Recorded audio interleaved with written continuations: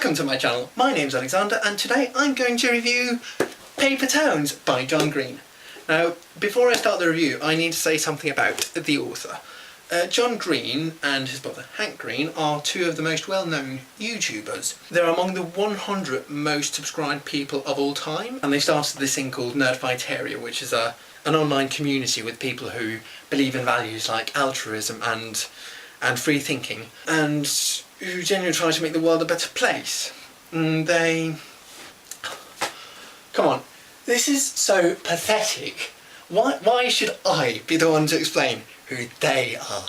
They have like 50,000 times as many subscribers as I do. There is no way you could have found my channel and not know about them. So I'm just going to skip the introduction here, and if you don't know who the Vlogbrothers are, just check the links in the description. Instead, I'm just going to jump straight into the inside jokes and online references and start reviewing Paper Towns in my pants while putting peanut butter on my face. Paper Towns is told by this guy called Quentin Jacobson. He's got referred to as Q throughout the book. He's quite a normal guy in high school. He's not part of the cool kids, but he's got a few friends and he's getting along. God, this feels weird. He's got this neighbour called Margot Roth Spiegelman, and Paper Towns is really about her.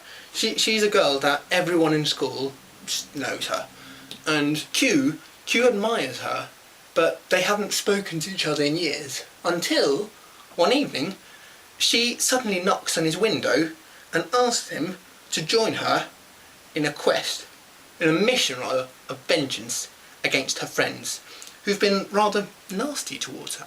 Q reluctantly accepts, and then the next day he comes to school, and then Margot has vanished. No one knows where she is. He doesn't know. She's run away, and so naturally people start looking for her. But a lot of people just give up because she's run away before, and she always comes back. So people stop looking, and Q is the only person really who keeps searching. I'm already going to stop the plot summary there because I don't want to reveal anymore, and actually I think I've already revealed a bit too much, but there you go. I was actually a bit worried before I had to read this book, because I quite admire John Green, and I was worried that I wasn't going to like it, and then I was going to have to make a bad review of hundreds of books, and I didn't want to do that. But I decided, okay, I value my integrity, and so one evening rather, I lie down in my bed and I decide to begin to read it. A few hours later, at 4:30 in the morning, I turn the last page of Paper Town. It is excellent, and I'm not saying that because it's because it's the best book I've ever read. I mean, there's action going on, but there's action going on in a lot of books, and what they're trying to do is quite banal. They're trying to find a girl, which is nothing like, say, The Hunt for Red October, or they're trying to find a nuclear submarine. And there's romance going on, but again, nothing quite as intense as, say, Pride and Prejudice. What gives Paper Towns its strength is that it is immersive as hell. You really feel for the characters. You feel what Q is thinking, and you want them to find Margot Spiegelman. You are there, and maybe it's because the story is so down to earth and simple in a way that you can more easily relate to it, and you feel like you are there, which is why I finished it so quickly. Now, another reason it's also very immersive is that they don't just talk about what events are actually taking place. There's also a huge focus on the thoughts and the things Q thinks about and the things he reflects upon. And Q thinks a lot about who he is and who Margot is, and in general how difficult it is to define and understand a personality. Paper Towns is about finding Margot, but not just finding her physically, but finding out who she really is, finding the true Margot, the Margot that hides under the skin, if that makes any sense. It's like the Margot that never shows her face. Peanut face. SpongeBob applies to a lot of characters in the book. There will be times when you think you know a character and then suddenly they will behave in a way that is totally unlike the way they normally behave.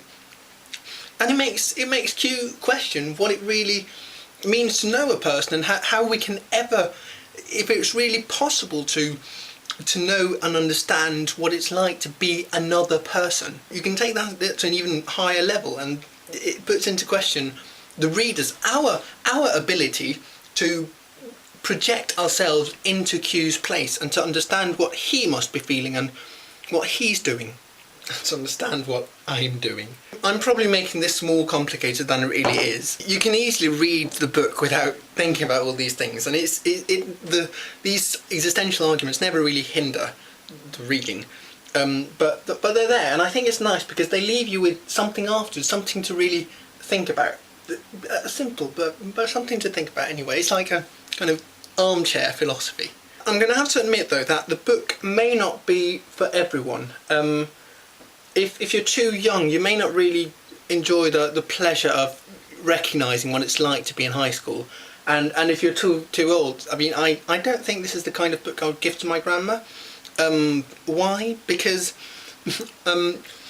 even next to these really serious arguments about what it's like to be a human, you still have these really, we could call them light-hearted, but we could also call them immature moments where, say, drunk people are talking to each other or three boys are playing video games.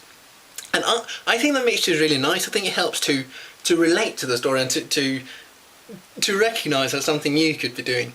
But some people might say that this mixture is like as if the book doesn't really know whether to just be funny or whether to actually try and be a serious book. All that being said, I think Paper Towns applies to a very large age group, because as long as you have a kind of young mind, then you're fine, really. It's weird how the peanut butter keeps disappearing from my lips, isn't it?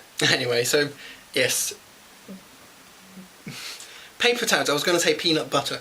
Paper Towns is a book with a simple story, but yet a very intricate and immersive way of telling that story. Despite being quite light-hearted in style, it still has some really clever insights and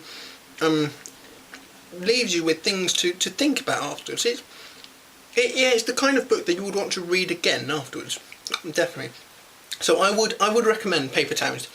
It's a good read, and if your attention span is too short to read anything longer than a YouTube video title, then at least go and check their YouTube channel if you haven't already seen it.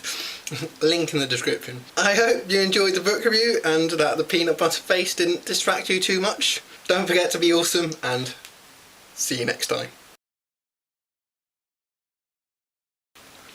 Now, where do I start?